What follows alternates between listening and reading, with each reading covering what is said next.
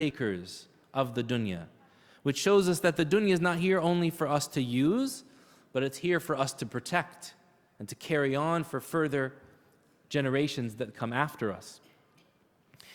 فَيَنْظُرَ كَيْفَ تَعْمَلُونَ. So he looks to how you will act. What will you do with the resources that he has given you? When we understand that we have responsibility to care for the resources, we then have to reorient where these resources land in our life. Do they land in our hearts or do they land in our hands? Do they land in our hearts or do they land in our hands? The Prophet ﷺ, he said, "La al-faqru akhsha alaykum, ولكني أخشى أن تفتح عليكم الدنيا كما فتحت للذين من قبلكم فتضلون كما ضلوا." أو كما قال صلى الله عليه وسلم. I don't fear poverty for you, but what I fear for you is that this world will be opened up for you as it was opened up for those before you. So you will go astray as they went astray. So being poor, being rich is not a virtue. And neither is being poor. The Prophet ﷺ, every morning after Fajr, he used to say, "Allahumma inni a'udhu bika min al-faqr wal-qilla. Allahumma inni a'udhu bika min al-faqr wal-qilla wal-dhilla wa a'udhu bika an azlim aw uzlam." Oh Allah, I seek refuge in you from poverty and from scarcity and from humiliation. And I seek refuge in you from wronging others or others wronging me. So not being poor is not a virtue, neither is being rich a virtue. The virtue is in what you do with the resources that you've been given. In fact, a person who gives $1 in charity can have a greater reward with Allah than a person who gives $1 million. How is that? Because that $1 is all he has. And the person with $1 million, maybe they light their fire at night with a few 100,000. Who knows? So it's all about your perspective. And we said earlier today in the khutbah that the Prophet ﷺ, he said, ليس الغنى عن كثرة العرض ولكن الغنى غنى النفس ولكن الغنى غنى القلب. Richness, wealth is not lots of things, lots of property, lots of stuff. But wealth is wealth of the heart. It's wealth of the soul. And therefore it takes us to properly orient where we gain our wealth, how we gain our wealth, and why we gain our wealth, and what we do with it afterwards. Ibn Umar radiallahu ta'ala anhu, one day, he had the craving to eat faluda. Everyone knows what faluda is here? If you don't know what faluda is, raise your hand. Okay? Faluda is like, it's like an ice cream, like rajabiyya or something like that. It's like a dessert, right? It's got noodles and ice cream and shaved whatever and lots of other little balls and things that I have no idea what they are. But when you eat it, you feel like you have diabetes immediately. I had it for the first time when I lived in Medina from this place, and I honestly thought that I was coming down with something. But it's that good. So he gets this craving to eat this. So he gets this craving to eat it, so he calls one of the people living in his home, one of his servants or his sons, and he says, "Go to the market and buy the ingredients for faluda." So he goes and he buys it. He comes back. Calls another one after this one leaves. He says, "Take this to the kitchen and make dessert for us."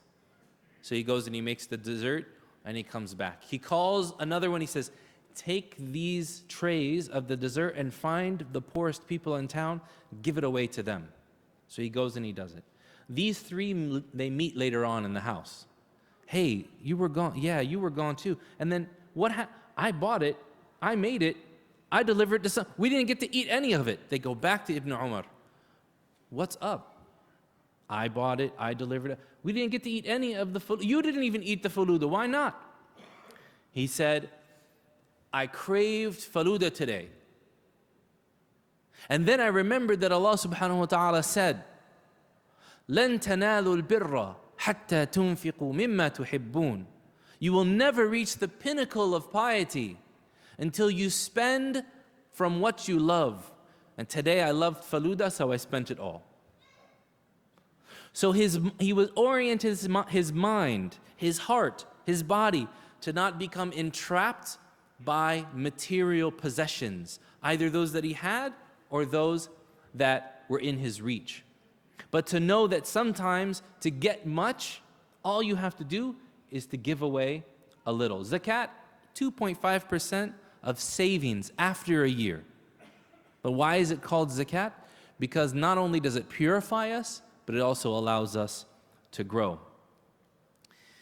So this idea of reorienting how we look at money is so important. It's so important because it is what will allow us to build wealth in the end. It changes the fundamental way and the psychology that we have in dealing with wealth. Do you know what the most important, how many people here trade stocks? You do? I do, right? So just a handful of people. The most important skill that you can have in trading stocks is what? Dividends? What else? What? Somebody else have another? Timing. What else? Bad memory? Knowledge. What else? Patience. What else? I say a stomach made of steel. Because if you can't stomach the market dropping completely to the bottom, a lot of people, they buy high, they sell low, and then they go, why did I lose all of that money? Because they couldn't control their emotions when it came to money. They're built on impulse. Everything they do about money is built on impulse. And then they wonder why they don't have any money. So by reorienting the way that we think about our wealth and the function that our wealth has in our life, we can reorient everything about our lives and our families' lives. By knowing that this wealth should be in our hands, not in our hearts. And that the responsibilities that we have to serve our families and to care for them comes before everything else. The Prophet ﷺ, he said, ما أنفقه مسلم على أهله محتسبا عدت له صدقة أو كما قال صلى الله عليه وسلم. That whatever a Muslim spends on his family, taking that into account for the sake of Allah, then it's considered charity for him. حتى اللقمة يضعها في في زوجه. Even the morsel, the bite of food that he places in his wife's mouth. So guys, if you want to get romantic tonight over dinner, then you just give, I hear it's going to be hard with rice, but morsel of, just to feed your wife one mesh. What are you doing? Say, the Shaykh told me sunnah to be romantic, right? And I'm getting sadaqah at the same time. So after we've reoriented the way that we look at wealth, we can understand that wealth is in fact not money. It's not currency. It's not property. That the greatest wealth that we can have is knowledge of self and knowledge of those things that are around us. Every time that we think about investing, a lot of people ask me about investments. They always want to know, how can I grow my money? Understand this is very, very key. The number one earning ability that you have in life is not the stock market.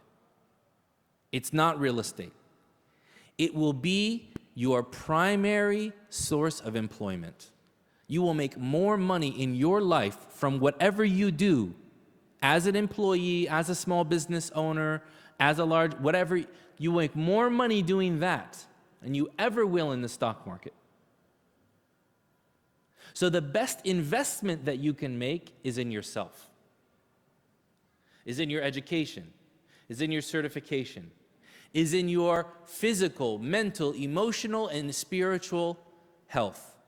If you can't stop your impulse to stay up really late and to wake up really late, if you can't stop your impulse to get angry at the easiest of things, then you won't be able to stop those impulses that you have if you try to go and trade in the stock market or do business or anything else. And it goes all the way down to very basics that we'll talk about in a moment, like budgeting. And then lastly, after we've changed our orientation and we've invested in ourselves, then what we usually think of as investing is in reality saving. All the money that we put in a 401k and IRA, we stick it in a shoebox under our bed, we put into equity on our home. In reality, all we're doing is saving. Why? Because in an interest-based economy where the time value of money is key and inflation is always rising, then you will always lose the buying power, the purchasing power of your money. And so what you would need to do is make sure that you're beating inflation, right? Making a little bit on top of that, enough to keep purchasing power and to pay your zakat. And that's really all that you can hope for. But the greatest investment that you'll make is in yourself, and the greatest savings that you'll make is after you've controlled your impulses and managed the resources that you have properly. The Prophet ﷺ said in a very beautiful hadith, he said, إِنَّ الرُّوحَ الْقُدُسَ قد نفث في روعي أن لا تموت نفس حتى تستكمل رزقها وتستوفي أجلها فأجملوا في الطلب فاتقوا الله وأجملوا في الطلب فإن ما عند الله لا ينال بمعصيته أو كما قال صلى الله عليه وسلم. Indeed, the Holy Spirit breathed into my soul, inspired my soul, that a soul will never die until it has completed its sustenance allotted for it. And it has completed the lifetime allotted for it. So seek beautifully. Allahu Akbar. Seek beautifully. Today in the khutbah, what did we talk about? فَأَمَّا مَنْ أَعْطَى وَاتَّقَى. Whoever gives. We didn't conditionalize what to give or how to give or when to give. We said emotion, time, money, whatever, right? So seek beautifully. In everything you do, make sure it's an act of beauty, an act of ihsan. So be mindful of Allah and seek beautifully, because what is with Allah is not gained through His disobedience. Which means that we have to make a conscious decision about the things that we do. And here, I want to segue about this idea of making a conscious decision about what we do into the areas that most of you will ask about. And remember, we just said that what we usually think of investing, we should change and or reorient our mind to think of them as savings, because all they're doing is they're protecting the purchasing power of our wealth. So all that money you put in your 401k or your IRA, or you invest in a 529 for your children, or Coverdell ESA, or you have it in a brokerage account, or you buy properties, whatever you do. You have a small business and you buy merchandise, whatever you do. In reality, you're simply extending the ability of your wealth to work for you in the future. But that idea of being conscious about what you do will have a direct effect on the decisions that you make about major purchases and major, what we call commonly, investments. So, when we talk about investing our wealth, part 2 of what I wanted to talk to you about tonight, like I said, we should really be thinking about it as saving the resources that Allah has given us. Now, one of the most common questions that I get is about investing in the 401k. How many people here work in corporate jobs? So, a large person. How many of you have your own businesses? So I have my own business. I'm not working in a corporate job. I used to work in corporate, right? So I've gone through all the 401k paperwork, right? And now I have my own business. So if you are working those kind of jobs, your employer is going to offer you a 401k. And somebody says, Brother, is 401k halal or haram? First of all, I want everyone to get out of this monochromatic dichotomy of things being halal or haram. Today, in a morning session, someone asked me, what are the opinion of the four madhabs? I was going to say the 401k madhabs. What are the opinion of the four madhabs on the 401k? I said, well, Imam Abu Hanifa didn't work for a corporation, so no 401k there, right? But we have to get out of this idea that lacks nuance and doesn't take into consideration the complexities of those things that we're asking about. So a 401k is a law, that's all it is. 401k is named for the law that Congress allowed for pre-tax funds to be invested for the sake of retirement, with the condition that your employer matched those funds up to a certain degree. Those funds are then taken and invested in some way. So they can be invested in halal, they can be invested in haram, they can be invested in unquestionably good things, unquestionably bad things. It's very nuanced. And that means that it's malleable, it can be changed. So somebody says, my 401k is not invested in things which are halal, what do I do? Well, then ask. Ask your HR representative, may I have the prospectus to our 401k, and I want to know what my options are as an employee so that I can meet my own values in investing. And they will allow you to do that. They will say, well, you have the choice of doing a self-directed account, and you make all of the decisions about what you want to do. So this is the shortcut, okay? I'm giving you like 8 hours of financial planning advice in like 5 minutes, okay? So somebody says, I don't know what to do with my 401k, all they do is haram. Number one, do you have a self-directed account or not? If they do, then get that self-directed account. You might have to have like $1,000 in it before you're allowed to open a self-directed account. Then go to morningstar.com and look up Amana Mutual Funds, okay? Then find out all of the holdings of Amana Mutual Funds and buy them all and put them in your 401k. Khalas, done. All of these are Sharia compliant, socially responsible, ethical investments. Do the same thing for your 401k, check it every 6 months, and you're done. It's a little tedious. You can go to a money manager like a Zad or Sharia Portfolio. There are a few other money managers that are not maybe owned by Muslims, but they cater to this, and they can do it for you. You can sign an agency agreement to have them do it for you, but the options are there. So the 401k, your IRA, your investment 529, the 529s are offered here in California, right? Right? So there's two types of 529s. 529 investment, 529 prepaid. What's the difference? They're both for education. You put in money, you want your kids to have a college education. The 529, the prepaid, is essentially you're buying a seat in the university for now, for 15 years from now, right? So you're prepaying that your child will have a seat in a state university, not a private university, and in the state that you buy it in. So if I buy it in California, they have to use it in a state-run California university. If I buy it in Texas, same thing. If you put it in an investment 401k, investment 529, same thing that applies to 401ks, IRAs, 529s, your regular brokerage account applies here. And what is that? The general rules of seeking wealth beautifully. Seeking beautifully. Number one, you should screen those companies for their industries, meaning that we as Muslims don't invest in just any company that's out there. We don't invest in Anheuser-Busch. Why not?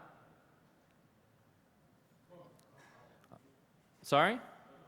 It's an alcohol company, right? It's like today in the youth session, I said to somebody, if somebody said, what's the ruling on Hennessy? And some kid, he goes, what? What is that? I said, mashallah, I'm so glad that you don't know what that name is, right? We were talking about the differences between alcoholic and non-alcoholic and food and things like that, right? So if you have Anheuser-Busch, yeah, it might be profitable, but we're not allowed to profit off of other people's misery and harming other people, right?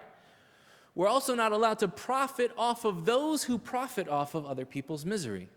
نهى النبي صلى الله عليه وسلم أن يباع السلاح لِمَنْ بَيْنَهُمْ حَرْبٌ. The Prophet ﷺ forbade that we sell weapons to people that are in a state of war. He also forbade us from selling grapes to people that use it and to make wine. Am I making wine? No, but I know that it's going to end up in the hands of somebody who's going to use it to harm society. So my values as a Muslim do not allow me to harm others, nor reciprocate harm. La darara wa la dirar, as the Prophet ﷺ said. So you check the industries. No adult entertainment, no drugs, alcohol, intoxicants, no weapons manufacturers and people that profit off of war. You should avoid financial institutions that are involved in usurious practices. And there's about 4 of them. There are about 2 or 3 others that all fit into those, right? People that sell pork and pork products and things that are impermissible for us to buy. As the Prophet ﷺ said, فَإِنَّ اللَّهَ إِذَا حَرَّمَ بَيْعَ شَيْءٍ حَرَّمَ ثَمَنَهُ. أو إذا حرم الله أكل شيء حرم ثمنه. When Allah forbids us to consume something, He also forbids its price to be consumed. Right? So we don't profit off of misery, nor do we profit off of people that cause misery to others. After you've got these stocks, then you want to look at the company's financials and make sure that they themselves are involved in responsible business practices. Their debt to asset ratios should be below 33 1/3. They should have interest-bearing income or secondary income, which is below impermissible secondary income, which is below 5%. And I've covered all the details of this in my book, Simple Zakat Guide, that you can get on Amazon. So if you want all the details about how to calculate this, it's actually there in that book. But we want to look at the industries and we want to look at the financials so that, number one, we're not falling into those things that contravene our values, and we're not falling into financial acts which are against our values. And that applies to all financial vehicles. Somebody says, well, what about an ETF? I want you to think about, anytime you hear a name like 401k, 529, ETF, Coverdell, right? Some others, whatever they are. Think of this cup, right? Think of this bottle. I can put water in this bottle, it's allowed. I can put urine in this bottle, it's not allowed to drink. I could put alcohol in this bottle, it's not allowed to drink. I could mix them all, they would have to be purified, right? So think of all of these fancy financial names as containers, and it's up to you to make sure that what's put inside them is wholesome and good and beneficial. One of the other major things that builds wealth or builds value or equity in our life is, who can guess? Home purchases, buying a home.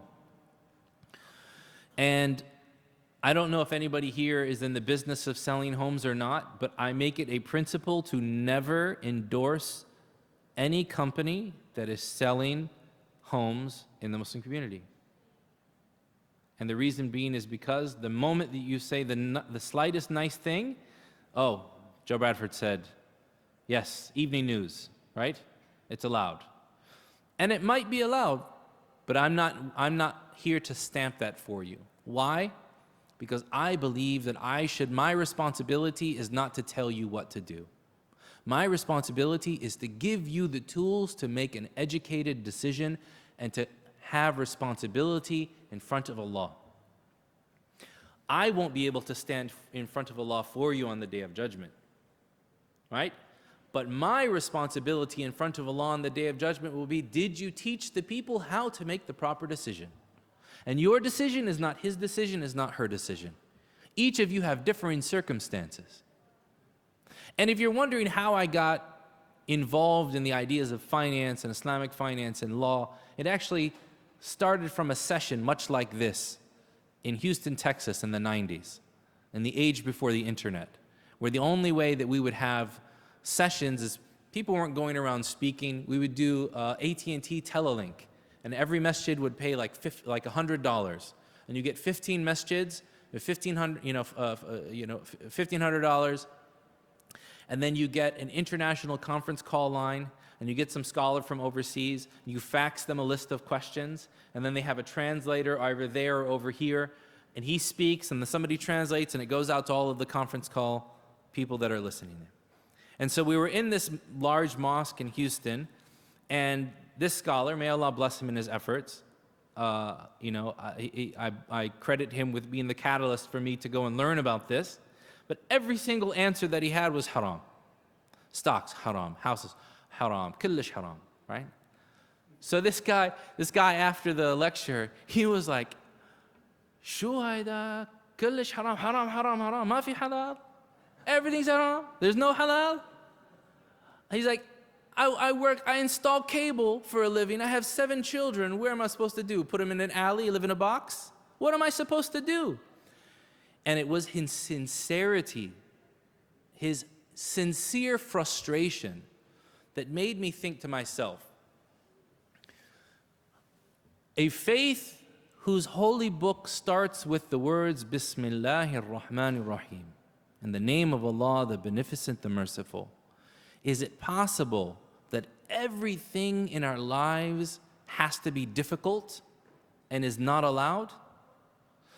That was the catalyst that made me start studying these issues. This was in 95 or 96. So I accepted Islam in 1991, right? So this is in 95 or 96. And I found out that in fact, Islamic law says, al-aslu fil ashya al-hilli wal-ibaha, that the base ruling of all things is that they are allowed and permissible until proven otherwise, until they contravene something. So the circle of haram is this little circle over here, and everything outside of it is allowed. Again, changing our mindset. Many times we think of the halal as being inside this circle, and everything else outside of it is haram. And because of that, we don't invest properly, we don't save properly, we don't budget properly, we don't plan properly. And then we're frustrated when we don't get the results that we want, because we have preconceived notions about what was allowed and not. And we had generalized notions that the answer for you is the exact same answer for her, is the exact same answer for him and for him. Whereas his situation may be different than his and hers. And the answer that should be given to you is different, which is why the idea of fatwa in Islamic law is an answer to a specific question asked by a person. Not this fatwa that's given to everybody and say that's just a legal opinion. But when I go and I make my case for my situation, it's completely different. A man came to Ibn Umar in the morning and he said, Ya Ibn Umar, هل لقاتل توبة? Oh Ibn Umar, can a murderer repent to Allah? And he said, no, a murderer cannot repent to Allah. There is no repentance for the murderer. He left. And in the evening, another man came to him and he said, Ya Ibn Umar, هل لقاتل توبة? Is there repentance for a murderer? And he said, وَمَنْ يَمْنَعُكَ عَنِ التَّوْبَةِ? Who can prevent you from repenting to Allah? Of course, التَّوْبَةُ بَابٌ مَفْتُوحٌ بَيْنَ السَّمَاءِ وَالْأَرْضِ. As the Prophet ﷺ said, repentance is a door that's open between the heavens and the earth. So after the class, the students were puzzled. They said, Ibn Umar, in the morning you told the guy no, in the evening you told the guy yes. What's up with that? He said, when I looked in the eyes of the man in the morning, I saw the intention to murder. And so I told him what would prevent him from harming himself and others. And when I looked in the eyes of the man in the evening, I saw someone searching for Allah's mercy. And I can't prevent a person from Allah's mercy. So in both situations, he's pushing them towards Allah's mercy, but the question cannot be taken generically. So, how do you make a decision about buying a home? I first want to predicate this on the point that purchasing homes is not as black and white as people make it. Purchasing homes is not as black and white as people make it.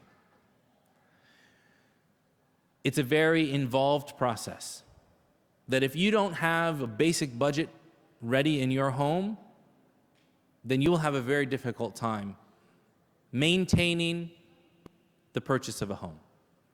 Secondly, the idea of the mortgage system is not synonymous to a cash for cash loan. It's not the same. Is it a loan? Is it a partnership? Is it a sale? Is it an agency agreement? Is it all of those combined? These are answers that have not yet been answered. And I challenge, and I've said this publicly several other times, I have recently collected almost all of the legal documents for the mortgage system in the United States. And it's over 2,000 pages. And that's just the United States. Because if somebody says, what's the ruling on mortgages?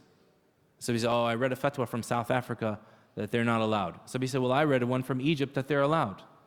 So what are we supposed to do in America? Well, the mortgage system in Egypt is different than the one in South Africa, than the one in Indonesia, than the one in Luxembourg, than the one in the UK, than the one in the United States. So we need people who have studied it in detail in the United States. So I challenge anyone that says they've gone through all of that documentation.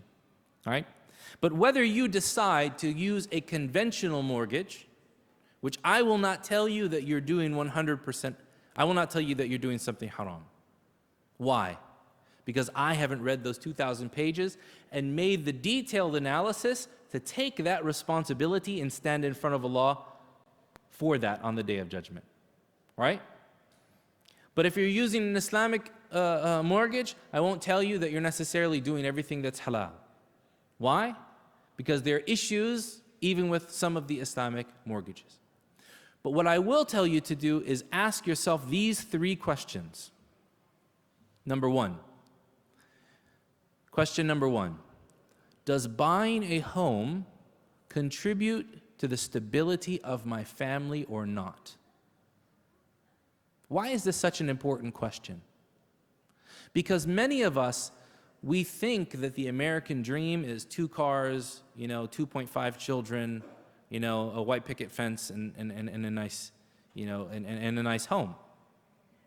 And that's not. The American dream is to be able to live your life as you see it without anybody else intruding into it, as long as you're not harming anybody else. So, for me, right now, in my career, it may not be the wisest decision to buy a home. You know why? Because I may be at a point in my career where my company tomorrow can send me to Kazakhstan. True story. One of my friends, he's working for a company in Houston. They say to him, hey, we're so happy to have you with the company. You've been here for a year. Most people in their first 5 years get transferred a lot. We're going to transfer you. Is that okay? He's like, yeah, sure. So you have a choice of 2 places. You can go to Midland, Texas, or Kazakhstan. And he was like, definitely Kazakhstan. I'm not going to Midland, Texas. It takes longer to get to Midland, Texas than it does to get to Kazakhstan from Houston, believe it or not. And there's more to do in Kazakhstan as well. So you may be at a point in your career where it is the wrong decision to buy a home, because you will have to come up with so much money that you're still saving and earning. You might have to sell it early, you might have to rent. It's going to cause you a headache. It doesn't contribute to the stability of your family. You may be at the time of your life when your kids are moving out of the house. And if you buy a house for 3 children that after 2 years are all going to be in college, you're then going to be supporting a home that no longer needs all that space. And so you're taking on more financial responsibility than you need to. Or should I say financial liability than you need to. So not everybody needs to buy a home. Some people just need to rent. And you have to ask yourself that question. Secondly, does it make financial sense? Does it make financial sense? Let me ask you a question. We mentioned it earlier, is Hennessy haram? Right? Is whiskey and alcoholic drinks haram? Question, a serious question. Yes, right? Everyone's laughing like, come on. Didn't they teach you this in Medina, right? Okay, so cocaine's all right then, right? Cocaine's fine? You sure? Why? But it doesn't say cocaine in the cocaine's not in the Quran, brother. Cocaine is it's natural. It grows in the earth. It's the same argument make people for pot, right?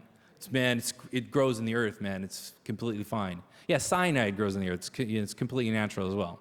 You don't see people taking cyanide, right? So why is cocaine not allowed? This is what they call qiyas al-awla. This is a priori analogy. That God forbade intoxicants because of the effects that they have on the human body. Therefore, anything that has that effect and greater is also forbidden.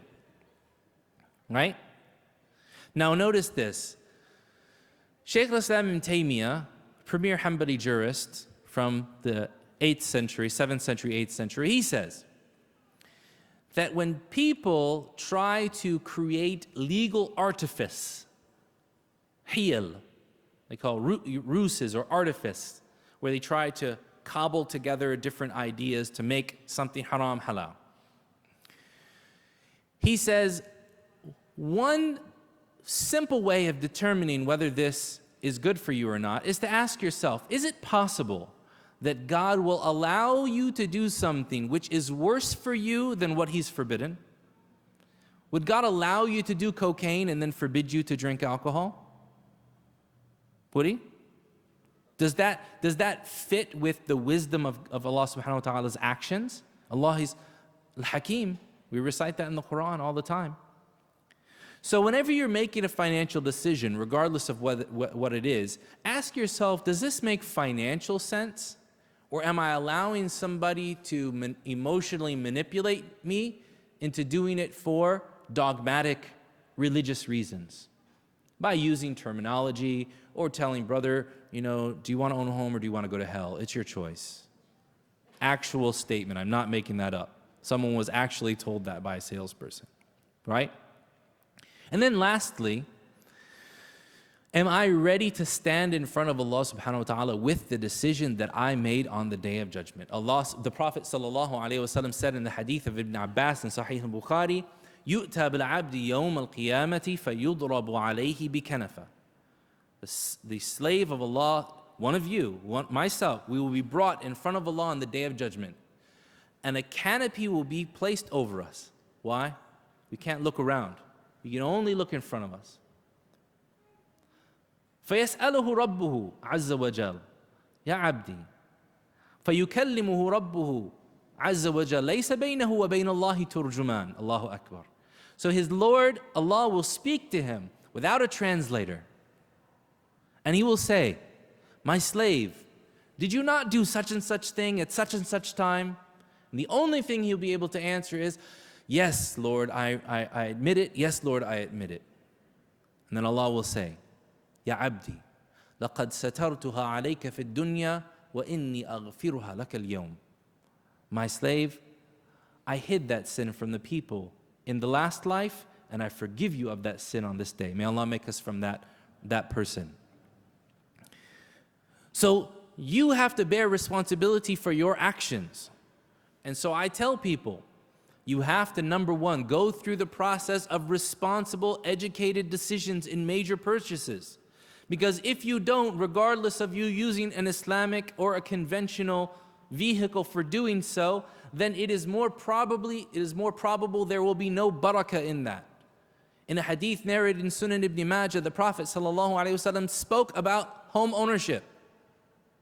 He said, من باع دارا ولم يجعل ثمنه في مثله فحري أن لا يبارك الله فيه. Whoever sells a home and doesn't take that amount and invest it or purchase with it something similar, then it's more likely Allah will not bless that transaction. What was he talking about? A person who goes, oh man, my cousin has like the best business opportunity ever. He said we can make 1,000% profit. So I'm gonna mortgage the house, I'm gonna sell the house, I'm gonna cash out of it, and I'm gonna go and dump all the money into his company. And it turns out your cousin Nasab, he's just a thief. He's just trying to make off with your money, right? Which means that before we make a major purchase in life, we have to study that purchase, ask ourselves, is it good for the stability of my family? Does it make financial sense? regardless of what I use, am I ready to stand in front of Allah on the Day of Judgment with that decision? Right? And I say this because we many times ostracize people from our communities because of the financial decisions that they've made. And will I tell you, as a specialist, that the verdict is still out. And I'm not saying that conventional mortgages are 100% allowed, but I'm also not saying that they're 100% not allowed. What I'm saying is that we need to study the system that we live in and understand it. And if we have to tweak it here and there, guess what? Banks and companies, they're more than willing to. I do real estate development as one of the areas that I work in. And we've gone to the banks in the past, and we say, look, we don't want your turnkey contracts. And some of my partners are not Muslim, and they're more adamant on Sharia compliance than I am sometimes. I don't even mention in the meeting. It's like, excuse me, we need a Sharia compliant deal. So we're getting to that. So I just want to make it known, right? They go, oh, Mr. Bird, are you a Muslim? No, but this is what I want, because I think that it's ethical. And you'll be surprised at the companies that will actually give us a bespoke agreement based on that. But what do we have to have? Proper risk profile, proper study of the investment, all of the cards laid on the table. So you, as an individual purchasing a home, need to understand, you need to educate yourself about that process. A few more issues, and then I think I got the red flag. Is it the red flag or the yellow card? I don't know. I'm the guy that goes to a baseball game and goes, touchdown. I have no idea about sports. I gave up for trying to make sports analogies a long time ago. What does this come to when we talk about investing, when we talk about purchasing a home? It comes down to our personal responsibility with money. Many of us, we spend and we don't think about what we're spending. And we spend way too much. We're impulsive, as we mentioned, in our spending. We carry large amounts of credit card debt. And we let it roll over every month. And a credit card is a loan. And rolling it over and the extra amount that's paid on it is interest. It is riba. There's no doubt about that. But the question is, why are we even overextending what we're buying on our credit cards in the first place? Reorienting our mindset. Do I absolutely have to have this at this very moment, or can I do without it? You ever go into the grocery store and you see the things on the end caps, end of the aisle, and it's like a sale, but if you realize that you see it's a sale, $9.99, and then you go in the days when there's not a sale, and it's still $9.99, right? It's psychological. It's a mind trick. So major purchases shouldn't be done until we understand our budget and our debt. And you might say to ourselves, well, why should I budget? The Prophet ﷺ used to budget.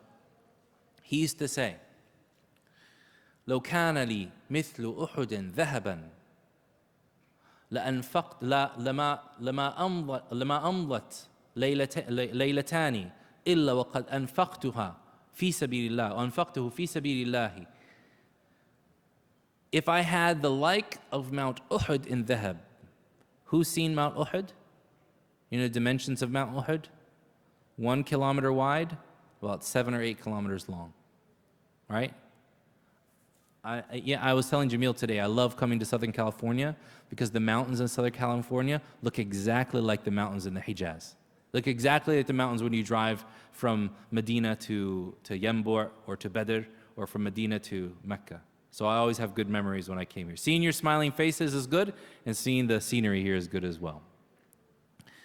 So the Prophet ﷺ said, if I had a mountain of gold, I wouldn't let 2 nights pass except that I had given it all away in the path of God.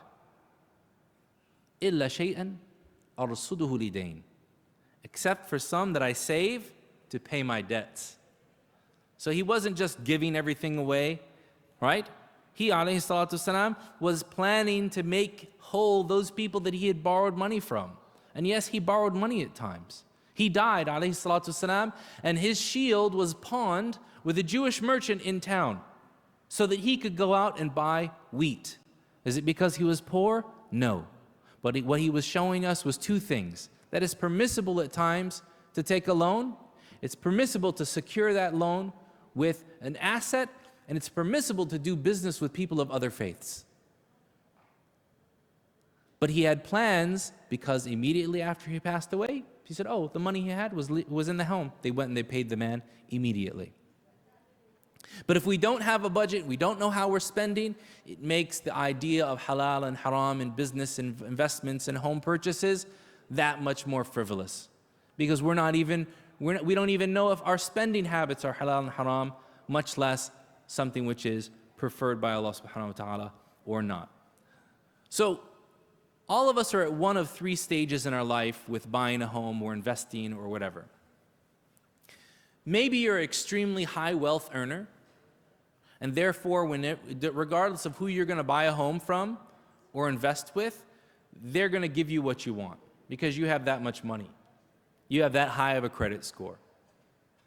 And believe me, many of the companies that provide these services, if your credit score, if you don't have a very good credit score and you're not W-2'd, Islamic or not Islamic, they're not going to loan you anything. They're not going to sell you anything. That's just the reality. We have to speak to the realities, right? The halal is not just for people who are rich, right?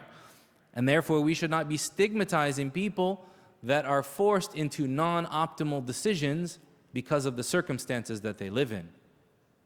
So you're either high, it's not really an issue. So go for that which gives you the most peace of mind. Or you have extremely low income. And if you have extremely low income and low resources, then you should be working on building those resources, becoming an entrepreneur. And the most important H that you can have is two H's for Muslim entrepreneurs. Do you know what they are? One's obvious, halal. That's the first H. And the second is hustle. Got to get out there and hustle. And don't say, I don't have any skills. I can't do it. I bet you if you go home today and you search your home, you'll find over $1,000 worth of merchandise that you're not even using, that you could sell right now and take that money and pay off a debt, or roll it over into other merchandise that then you then sell again. So if you're down here, work on building wealth, building savings, having an emergency fund. If you're here in the middle, like many of us, that's where these three questions come in. Making educated decisions so that you don't waste your time or your resources, and you can stand in front of Allah on the Day of Judgment and say, oh Allah, I made this decision because you ordered me to care for my family. And I did it out of consulting experts, consulting my heart, and seeking your guidance. If I've made a mistake, forgive me. And if I haven't, then bless me. But it starts with the mindset up here. And then lastly, when we talk about protecting our wealth, this is where, when we talk about budgeting, the budget is the very basis of a financial plan. Financial planning is a huge industry, and I do financial planning work. But if you don't know how to do a basic budget, having a financial plan won't work because you can't control those impulses. I mentioned today in the khutbah that I gave everyone homework. I hope some of you did it. I said, get out a piece of paper and from 5 a.m. to 12 midnight, right? Write down, if you had every resource in the world, no worries about money, and you could do whatever you want, write down your ideal day. And then on another piece of paper, write down your actual day. So my ideal day is I wake up every morning at 5 o'clock because it's an hour before Fajr, and I pray a little tahajjud, and I make witr, and I read some Quran, and then, I take a small nap, and then I get up for Fajr, and then I have breakfast with my kids, and then I go for a run, and then I manage my Fortune 500 company because I'm just that kind of guy, and until I get to the evening. And then you get to your real day, I woke up a little groggy late after Fajr, I prayed late, I wasn't sure what time it was, washed my face, I pushed my kids out the door, I slugged off, in my car, whatever, right? And then after you look at these two, put them together and say to yourself, what really is the problem here? Is the problem a lack of money or resources, or is it my mental state not changing? Me not managing what I have properly? That's the beginning of planning your financial life, is understanding how responsible you're being with your resources. That's the first step in protecting everything that you've earned and everything that you have the potential to earn. And then another way of protecting that, if, like many of us, you have children, you have a home, you have something that can be inherited, the Prophet ﷺ said, لا ينام أحدكم ليلتين وعنده ما يوصى به إلا وصيته مكتوبة عند رأسه. None of you who has anything worth willing to someone else should sleep for more than 2 nights, except that his will is written and at his head before he sleeps. This means that for each and every one of us, we should have our last will and testimony written out. And you might say to yourself, but I don't have that much money, and nothing's really going to happen. Let me tell you that if all you have is yourself, let's say you have no children, you have no money, guess who's going to make the decisions on how you're going to be buried after you die if you don't have a will? Anyone know?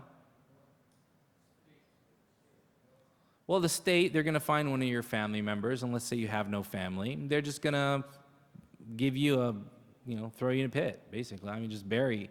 They're going to give you what's not going to leverage the wealth that you may have, or call your community so that you can have a proper janazah. I remember when I lived in Orlando, there was a person who died without a will and no next of kin, and the body literally sat in the morgue for a month.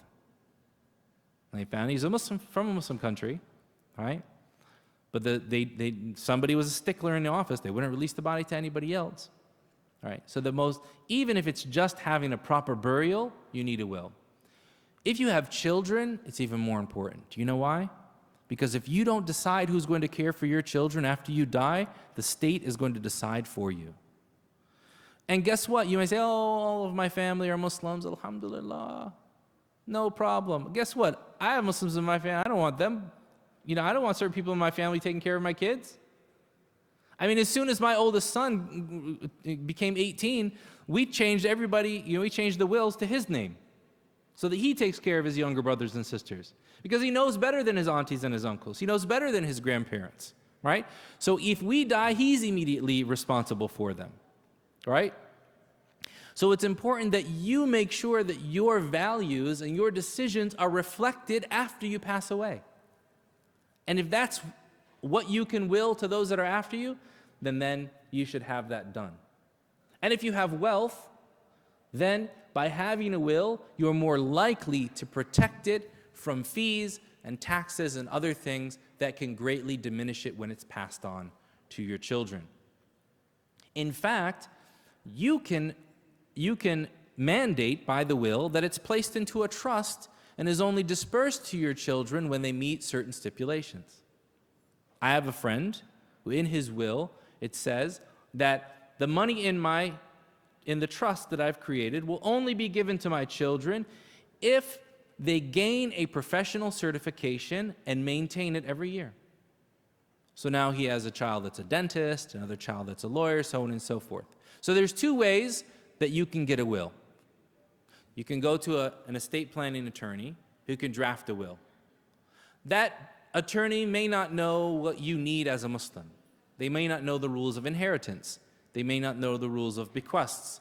They may not understand why you want to reflect your values in the will. And so they're going to give you a cookie cutter will that they give to, if they press a button they put your name in, your family, press a button on a thing, and it spits it out. Because it's legal software, they pay thousands of dollars to license, and so it gives them boilerplate templates, and then they fill it all in. And many times, unfortunately, estate planning attorneys, especially if they're advertising themselves as Islamic, will charge you hundreds, if not thousands of dollars for and I can tell you this as a person who works in legal drafting and in estate planning, that many times the drafts are very poor, and many times they can be thrown out of court because they haven't been drafted properly. So you're not only spending a lot of money, but you're also endangering your family because the documentation isn't done properly, isn't executed properly, so on and so forth. Or you can use a service, and this is what we'll end with. You can use a service, and I like to be clear here. I am one of the creators of this service. It's called My Wasiyah, MYWASSIYAH. And if you go there to that website, then if you've ever used a site like LegalZoom, it's very similar. It basically creates an Islamically valid and legally valid in all 50 states will for you to then sign, attest by 2 witnesses, or take to a notary public. And then you have a legally valid will that also reflects all of the values and rules that a Muslim wants to follow when they pass away. There are other documents that you can have as well, like healthcare surrogates, to make sure that if you're incapacitated, you're taken care of, powers of attorney for people to manage your businesses. If you're a small business owner, you have significant amounts of property, and family declarations. But if you don't have it in mind now to make a conscious decision to protect that wealth, to get yourself in financial order, to change your mindset about how you use the resources that Allah subhanahu wa ta'ala has given you, then, as the Prophet ﷺ said about each of us on the Day of Judgment, مَنْ وَجْدَ خَيْرًا فَلْيَحْمَدِ اللَّهِ وَمَنْ وَجْدَ غَيْرَ ذَلِكَ فَلَا يَلُومَنَّ إِلَّا نَفْسَهُ. So whoever finds good, let him praise Allah. And whoever finds other than that can blame no one but themselves. May Allah subhanahu wa ta'ala make us people that are free from blame. May Allah subhanahu wa ta'ala make us from the people that are responsible with the resources that He has given us. May Allah subhanahu wa ta'ala make us from those people that protect our children and protect our wealth and protect our communities by protecting those things that are dearest to us, and that is doing things for the sake of Allah subhanahu wa ta'ala. Ameen. Wa jazakumullahu khairan, and I believe that we will start the Q&A session. Jazakumullah khairah, Sheikh Joe, for the excellent touch based on a lot of things, alhamdulillah. So we wanted to open the floor for Q&A very quickly. Shakir Bhai is going to be passing around a raffle ticket. That raffle ticket, inshallah, will ensure that you are served outside. All right, so please make sure that you have a raffle ticket. If you do not have a raffle ticket, then we'll have to wait until everybody that has a raffle ticket gets served before we can distribute dinner, inshallah. Okay? So very quickly, we wanted to open the floor for Q&A. Are there any questions? Yes.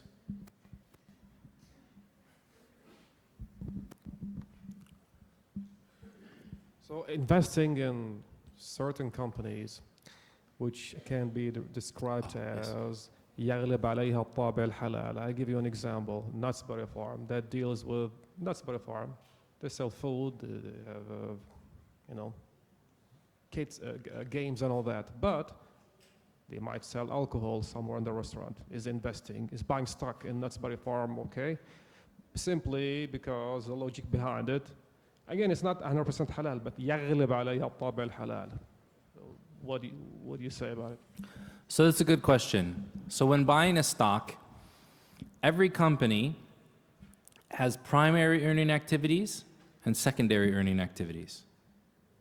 Primary earning activities are those things that they make most of their money from. And in order to become a primary earning activity by SEC regulation, it has to represent more than 5% of the earnings of the company. So for example, Microsoft's primary earning activity is what? Software, maybe some hardware, but software. Apple, hardware, right? What if Microsoft has a certified resellers program where they give loans to small businesses? For example, is it a primary earning activity? No, unless it reaches over 5% of what they do. So anytime you have a company where the majority of the earning activities are permissible, it is permissible to invest in that company. So what do you do about the activities that they have which are impermissible? So anything that 5% or below, you calculate it. How do you calculate it? You're going to look at their balance sheet and you're going to look for other income or interest income or earning activities. And if you want to go deep, you can go into their 10K on the SEC website and see what percentage does that impermissible activity make up of what they do. And if it's negligible, let's say for example it's 0.1%, then you'll take your earnings from that stock and you'll multiply it by 1%, 0.1%, and you give that away as charity. As the Prophet ﷺ said, "Man iktasaba malan haraman, fa'alayhi wizruhu, wa alayhi an yatasaddaqa bihi. Wala ajra fihi, wa alayhi yatasaddaqa bihi." Whoever earns something which is impermissible, then he takes the sin of doing so, or the weight of doing so, and he has no reward for doing so, but he must give it away in charity. And this hadith is narrated by Ibn Hibban, it is Sahih. Now you might be saying to yourself, but how could I invest in something that has haram in it? Doesn't that make everything impermissible? And the answer is no. Why? Because as long as you can differentiate between the halal and the haram, and the haram is not considered a primary source of the earnings, then you give it away. A man during the time of the Prophet ﷺ bought some ghee. Everyone knows what ghee is? Semen, right? What happens when you clarified butter, right? What happens when you have clarified butter, ghee, semen? What happens with it? If you have no refrigeration, what happens? In the daytime, it's like oil, right? Because the heat, it heats up, it's liquefied. What happens at night when it gets cold? It solidifies. So during the night, the ghee solidified. A mouse jumped into the ghee and died. And so the man wakes up in the morning at Fajr time, it's still cold, he sees this mouse in his ghee. And he goes to the Prophet ﷺ and says, "What do I do? I just bought this vat of ghee and there's a mouse in it. Do I throw it all away? What do I do?" The Prophet ﷺ said, "Alquhu wa ma hawlahu wa kulu min." Throw the mouse away and that which is immediately around it, and then eat from the rest. Why? Because it was stratified. He could separate what had been affected by that mouse in it and what had not. So the ghee at the bottom was still allowed, right? And the ghee at the top that was on the mouse had to be thrown away. So if you are buying stocks and they have impermissible earnings, right? You can be very specific and down to the percentage point, say, I'm only going to give that much. Many times, I know many traders, what they'll do is they'll add a point or two to that. So if it's 0.1%, they'll give away 0.5% because they want to be extra sure that they're getting rid of anything which is impermissible. But it doesn't stop the base permissibility of investing in that thing. Jazakumullah khairah. Any questions from the ladies? Ladies? No? Okay. From the brothers? Anybody? Sure. So the brother in the orange and then the sister there. Assalamu alaikum. I have I guess it's a few questions, but they kind of go all together. So sometimes I struggle with when I would like to, I enjoy making money. And sometimes I struggle with how my spirit or what I was raised with, like, hey, you shouldn't talk about money, or rich people all go to hell, or you're a snob, or the way that people look at you, or sometimes when I'm making a purchase, if I want to get something nice for myself, let's say I'm a sheikh and I want to get a Rolls Royce, but I fear how people will look at me if I get nice things. Does that mean I don't get nice things? So sometimes I struggle with how I view money, and is it okay to make a lot of money Islamically? So this is a great question. And this is one that I struggle with because for a very short time in my life, I was an imam of the masjid, right? For 1 year. And it was in the mosque that I accepted Islam in. It was when I first came back to the States, and I did it as a service to the community that had really raised me when I was a kid. And I just came back from overseas, and I needed a car. So one of my friends was a BMW technician, and he said, "Hey man, I'll help you buy a car. We'll get a great price because I understand these cars. So you get a really high quality car for a low price. So we went on like Craigslist, Auto Trader, and we found a 6 Series. Beautiful car. The owner didn't know what to do with it. He couldn't even change the brakes. So he's like screeching up with these brakes. And my friend, basically negotiated for me.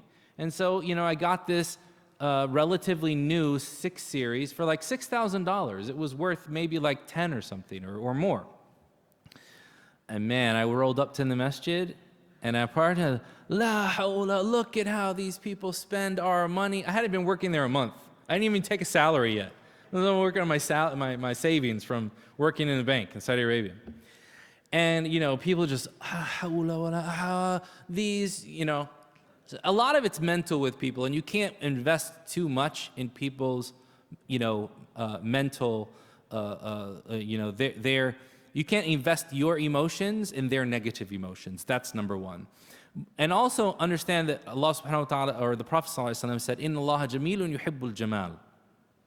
That Allah is beautiful and He loves beauty. وَإِنَّ اللَّهَ يُحِبُّ أَن يَرَى أَثَرَ نِعْمَتِهِ عَلَى عَبْدِهِ. And Allah loves to see the traces of His blessings on His servants, right? He said, الْكِبْرُ بَطْرُ الْحَقِّ وَغَمْطُ النَّاسِ. Pride is when you deny the truth and you denigrate people. So in whatever you're doing, whether it's the purchases that you make, or the things that you buy, or how you earn money, as long as you're not denying the truth, twisting it to make more money, or denigrating people through it, a big flashy watch, and shining it in the, blinding the guy who's begging on the street corner, that kind of thing, that's an extreme example, right? But as long as you're not denigrating people through your wealth, and you're living within your means. And the means of a person who's a multimillionaire is different than the means of a person who only earns a couple of $1,000s, right? So you shouldn't have any shame about earning that money, right? There was a second part of your question, if you can. No, just say it. I'll repeat it. Okay, so the Prophet ﷺ, in another hadith, he said, "At-tujjaru humul fujjar, illa man ittaqa wa barra wa sadaq." Merchants are the sinful, except inna tujjara humul fujjaru yawm al-qiyamah. Merchants are the sinful ones on the day of judgment, except for those that are mindful and righteous and truthful. So if you can be mindful of Allah and what you're doing, righteous in your actions and truthful in your sales, then you have no problem, inshallah ta'ala, getting into Jannah. Only because you're wearing an orange shirt, and I think you're an Astros fan. That's the only reason.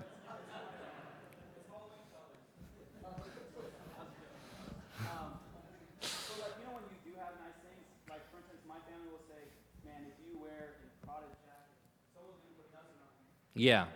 You've got to be careful with how you present yourself, because you never know someone might hurt you. Just tell your family, say mashallah.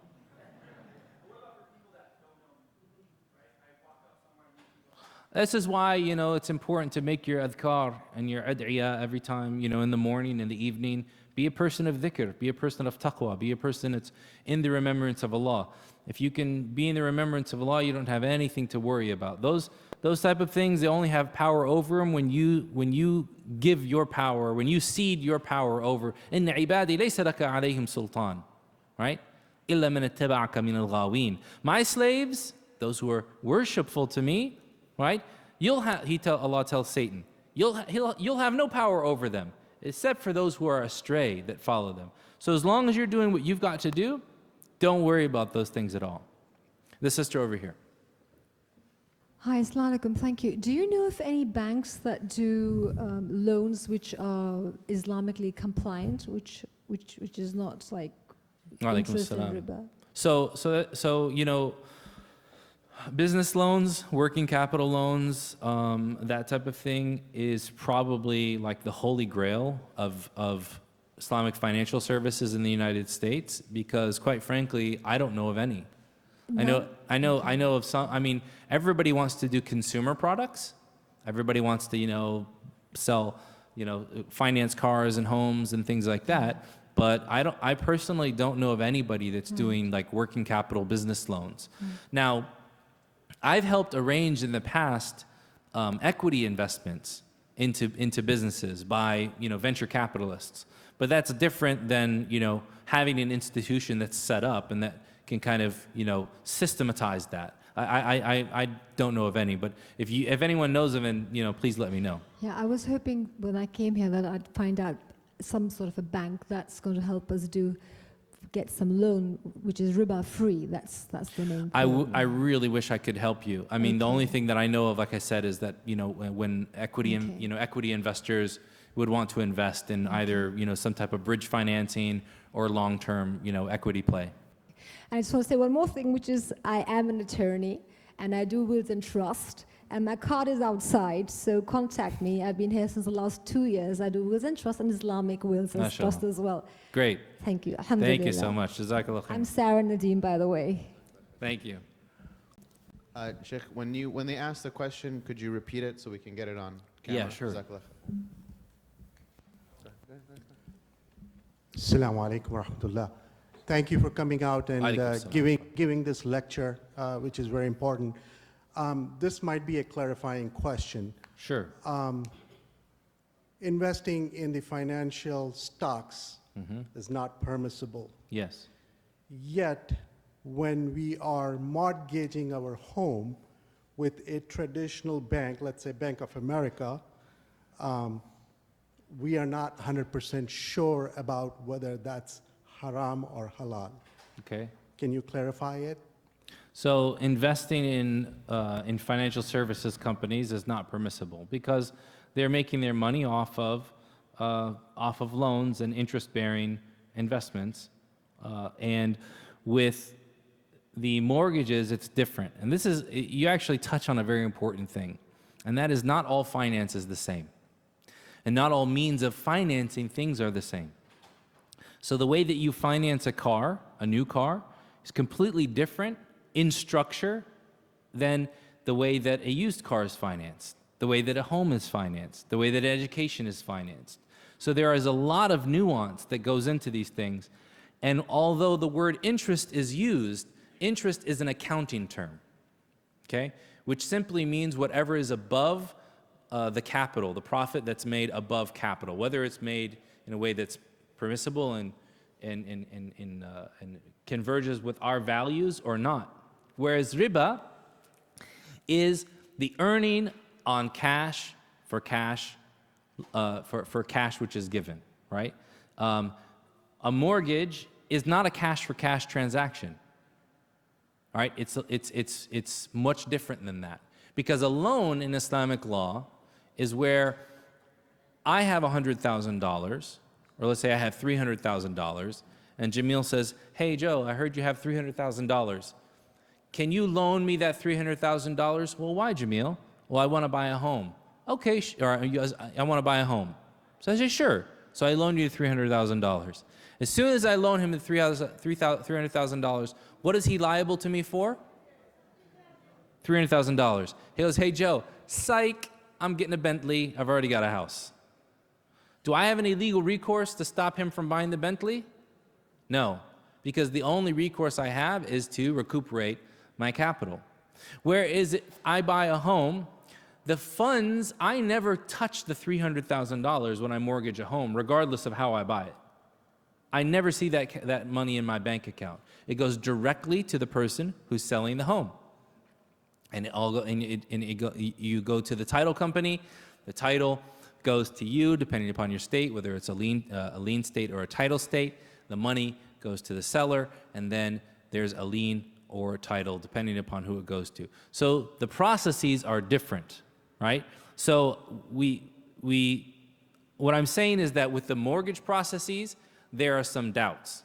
But there is no doubt that what banks do in a lot of their earning activities are impermissible. Now, some things that banks do are permissible. They charge fees for services, like cashing checks. That's completely fine, right? But they also invest funds that are held in the banks in a lot of impermissible things. And I actually have worked in fixed income capital, and I know firsthand why the economy was destroyed in 2008 because of all this garbage, these garbage financial investments that were being made, CDOs and MBS and ABS and all of this stuff, which is basically boils down to two things. How much money can you pay me for the money that I loan you? Number one. Number two, how much money will you bet me that you can't pay me back the money that you owe me? That's what it boils down to. And I think for the layman, the best description, if you want to know about the financial crisis, is the movie The Big Short. It's very entertaining, it's very accurate, and it shows you why, greed destroyed the economy, right? Now, I do believe that a lot of what our Islamic financial services companies are able to do can help the economy. But one of the problems is that we don't have the liquidity yet. Why don't we have the liquidity? Because we're not working at the base of changing the orientation of our community to pool its resources and to come together, right? So if somebody wanted to invest in an Islamic financial services company, fine, right? But for those that are involved in things which are clearly haram and unethical practices, then no, even if some of what they do is permissible or even only just questionable or deserves more research. Allah knows best. Jazakumullah khair. We have time for only 2 more questions, last 2, and then we need to break for dinner, That's inshallah. 2 one-part questions, not like 2 5-part questions. All right, so we have 1 and 2. Brother Anam. Assalamu alaikum. Wa alaikum salam. So you mentioned that you don't want to invest in companies that necessarily aren't doing haram, but they might lead to other companies doing haram. So Meaning they're supporting they support industries that are doing yes, yeah, haram. exactly. Yeah.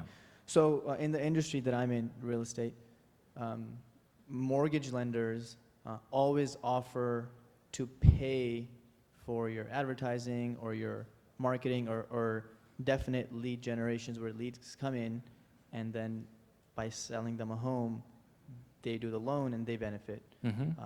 So I've always known that to be a gray area because I'm not sure if I should accept their money, which leads to them doing mortgages, and if I'm supporting their mortgage business. Can you expand on that? Have you had that question before? So it's a little bit more detailed than we have the time to go into here, but I think it goes back to the key conceptualization of what a mortgage is and how it functions.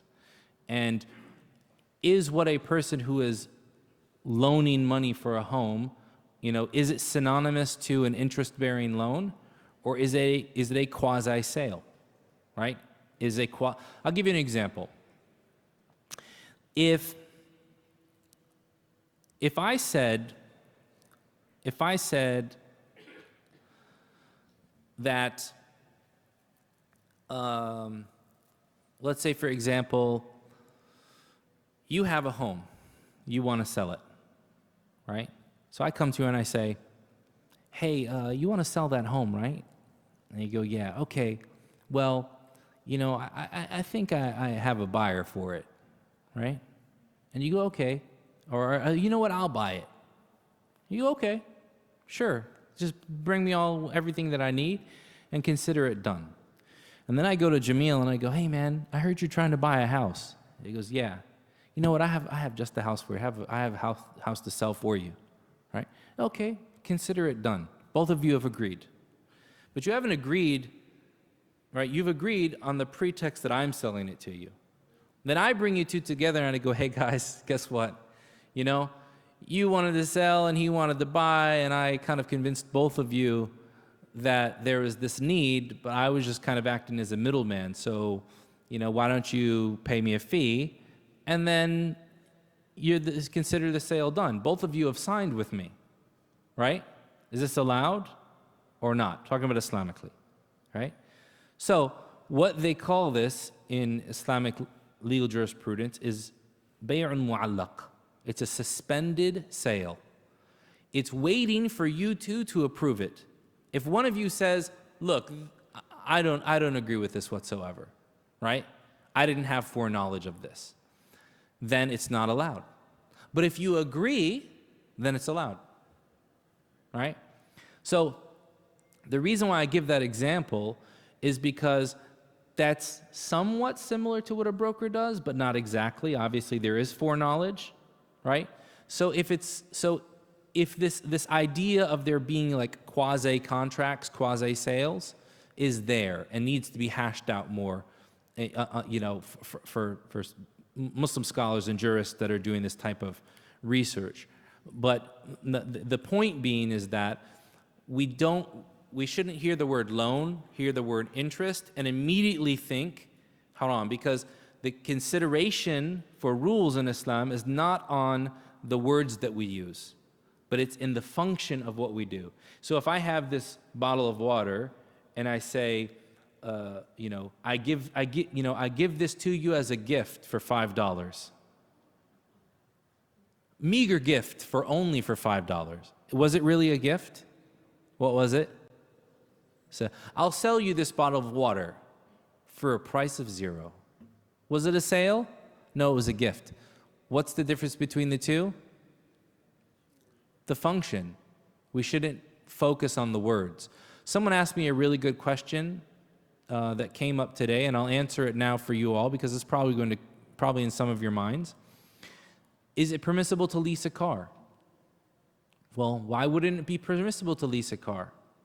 Well, they mention interest in the lease, or money factor in the lease, or something similar in the lease, right? So the answer is yes, it's completely permissible to lease a car. Because what's the difference between me going to the Toyota dealership and leasing a car from them for a long period of time and me going to Budget Rental Car and leasing a car from them for a week?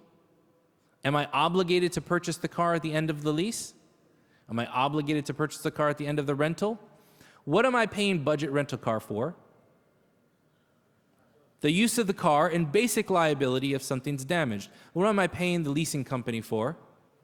The use of the car and the basic liability if it's damaged. So as long as there's no obligation that forces me to buy a depreciating asset at the end of the contract and locks me into an unagreeable sale at the end, then it's allowed. Do you know one of the reasons why many Muslims think it's not allowed? Because in many Muslim countries, they force you to buy the car at the end of the lease, because they don't want to deal with liquidating the depreciating asset. They want to push it off on you. And because there's lack of regulation, they get away with it. So when you hear scholars in Muslim countries say that it's not allowed to lease a car, it's because people leasing cars in those countries are doing it wrong. And we have a more Islamic system of leasing cars in the United States than some Muslim countries, right? So that's my point with mentioning that, is to answer that question and also to say that it really depends upon the mechanics of that. And we can talk more, and I want to know more detail of exactly how that works, inshallah. I like that brother's initiative back there. Assalamu alaikum. Wa alaikum assalam. Question that I have, Sheikh, that is it okay to invest in companies owned by Jews? Yes. Is it okay to invest in companies that are owned by Jews? Yes. The person's religion, the Prophet ﷺ did business with people of all different faiths, right? He did business with, as we mentioned, when he died, his shield was pawned with one of the Jews of Medina, who would pawn and loan money, take a security for that money. The question is, the company, what are their business practices, right? So a company can be owned by a Muslim, and that company could be funding death and destruction in Muslim countries or in non-Muslim countries or anywhere. It could be owned by a Jew, and they could be funding apartheid and the oppression of the Palestinian people. It depends on the ethics of that company and the permissibility of their activities, regardless of who owns it or not. My pleasure. First and foremost, or lastly, I should say, because we said first and foremost at the beginning, I want to thank all of you for your important questions, your pressing questions. If I've said anything correct, then it's from Allah alone. If I've said anything incorrect, then it's from me and from a shaitan. And if you'd like more information, you have other questions, I have a system set up on my website where you can submit questions, and I try and answer those questions every 2 weeks on YouTube. You go to joebradford.net, and I have many articles written about these subjects and links to resources. And if you need something, please go to joebradford.net, click on contact, and that will submit your question, and you'll be able to email it to me. Just follow the process that goes through with the email that you receive, and I'll be glad to help to ease anything that I am able to, or point you in the right direction of resources that should help you. Again, may Allah subhanahu wa ta'ala make each and every one of your path to Jannah easy, and thank you for hosting me, and I really appreciate the Corona community. I really hope to come and see you guys again, inshallah. Jazakumullah khairan. Assalamu alaikum wa rahmatullah. Jazakumullah khair, everybody. Inshallah, so make sure you have your raffle ticket.